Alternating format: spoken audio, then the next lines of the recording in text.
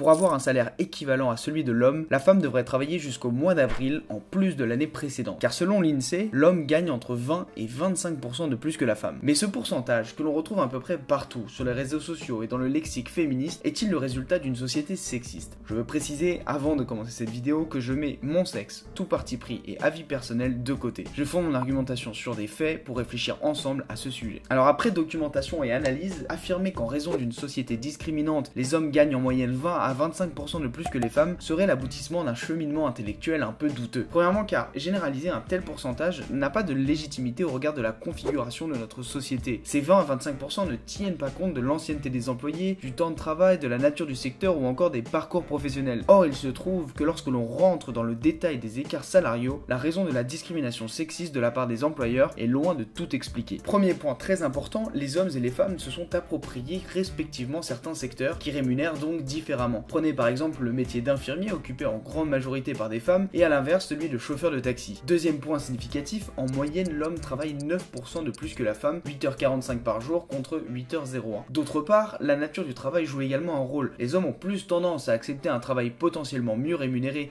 mais contraignant et risqué, tandis que les femmes, en moyenne, préfèrent occuper une fonction moins lucrative mais plus stable et aux horaires plus réguliers. Ceci est d'ailleurs conforté par la surreprésentation masculine au sein des statistiques des accidents de travail. Enfin, les femmes ont moins tendance à négocier leur salaire lors d'une embauche ou d'une augmentation. Selon une étude Region Job, en cas de désaccord avec le salaire proposé initialement par l'entreprise, 39% des femmes finissent par céder contre seulement 21% des hommes. Ces derniers ont donc 2 fois plus tendance à négocier leur salaire. Alors vous me direz, oui mais c'est un problème lié spécifiquement à notre société, un problème de conditionnement des femmes par exemple lorsqu'il s'agit de négocier son salaire. Peut-être, mais ce n'est pas le propos de la vidéo. L'objectif étant simplement de montrer que l'écart salarial est aussi le résultat d'une différence comportementale entre les sexes, qui pour le coup n'est pas forcément liée à une discrimination sexiste de la part de la société ou des employeurs. Prolongez la vidéo dans les commentaires, je réponds presque toujours. Je vous dis à très vite et en attendant prenez garde aux vrais mensonges et aux fausses vérités.